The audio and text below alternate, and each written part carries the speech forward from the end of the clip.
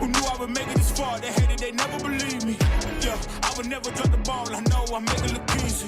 Yeah, Mayweather with the defense. I don't care what a critic gotta say. I got them picking up the pieces. That mean you really playing with your life. I'm about to come and run it all back. What's up, guys? Landon Troyer here with Business with the Boys, coming to you with the first solo podcast without David today.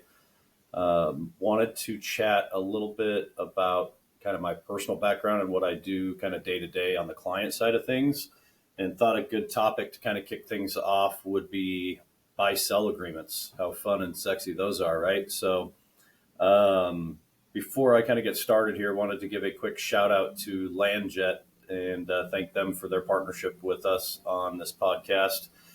If you guys aren't familiar with LandJet, they are awesome. Would really encourage you all to check them out. And basically what they are is a modded out kind of Sprinter van that allows you to work and travel safely with full Wi-Fi, TV, everything you could want basically in an office, right? They're doing it mobily, and the drivers are great.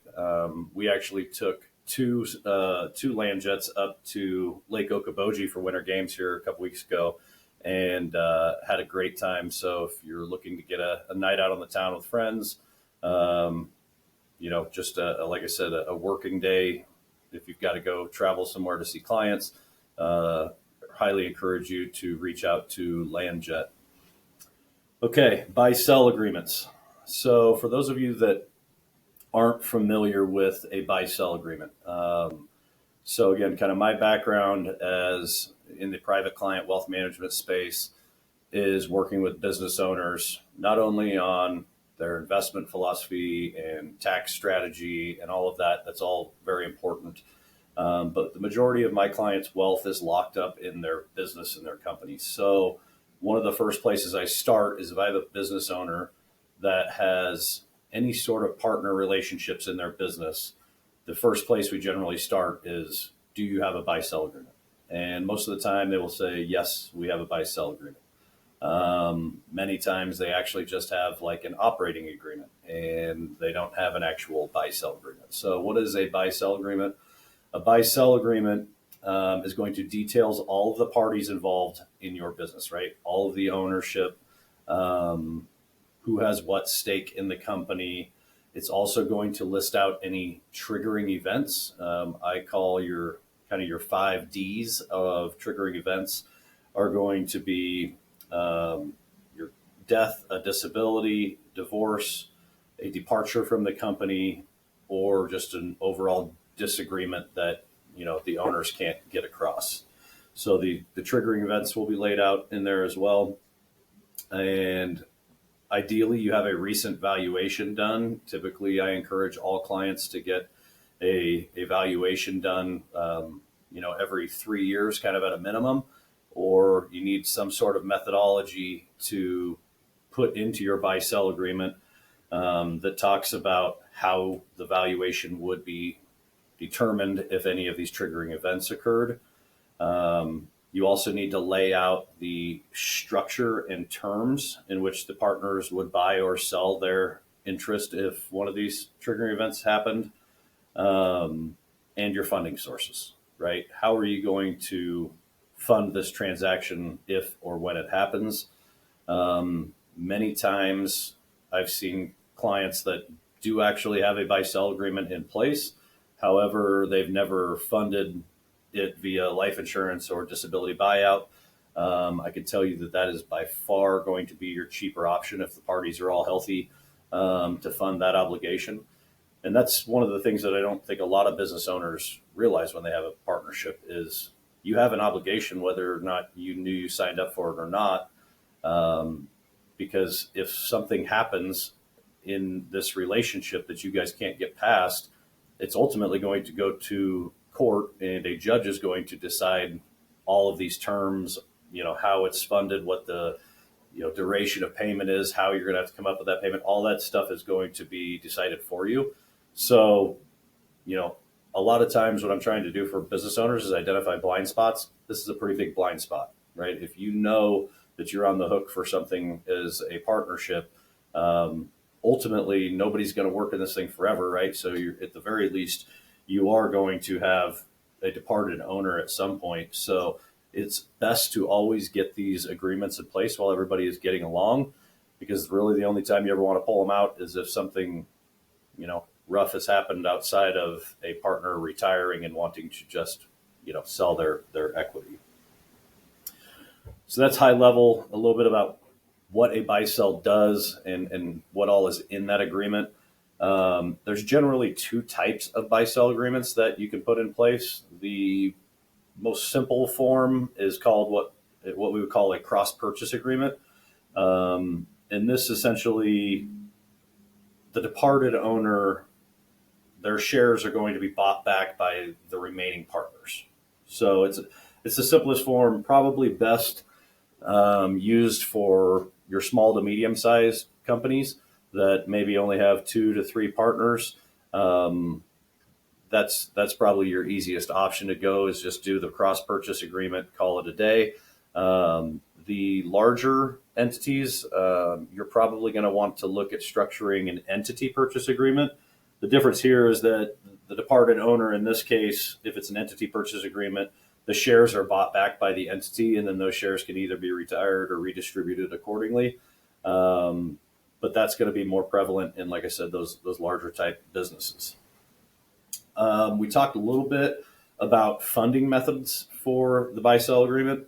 Again, either just basic term insurance that is not just, it needs to be specifically for the buy-sell agreement. So if you do have a cross-purchase agreement, I would tell you that the business probably needs to pay for that insurance, and it needs to be owned. If you have 2 partners, it needs to be owned on each other as partners, and the beneficiary needs to be the other partner. And you need to have clear terms in your buy-sell agreement that should a shareholder die, those funds are used to essentially give the deceased partner's spouse or estate those funds per whatever the valuation is. And the obligation there is to turn that cash over. The obligation on the deceased partner's estate or spouse is that they then have to turn around and relinquish those shares to you as the purchasing partner. Now you own it 100%. So life, disability insurance are going to be your cheapest options for defending or to compensate a deceased or disabled partner or shareholder. You can also do an installment note. If the business is cash heavy, you could use after-tax dollars and pay cash. The other option is to create a sinking fund where you're funding that potential obligation month over month or year over year. And then obviously, the last but not least, you could obviously go get that, do a bank deal and finance that and pay the interest. A quick example of why this is important. So I had a couple clients that I was working with several years ago. Again, came to me, we reviewed their buy-sell agreement. They didn't currently have anything really in place. So we went through this whole procedure. I introduced them to the attorney who essentially drafted the agreement. We did some fact finding, figured out, hey, how would you want to value the company? What would be, appropriate as far as years of payment for the, exiting partner to be paid out for their shares of the company, all that good stuff. Fully expecting that we would never have to use it. Okay. I get a call about a year later, and mind you, in this situation, there are 3 owners, and get a call from one of them and says, hey, I need a copy of our buy-sell agreement that we had drafted.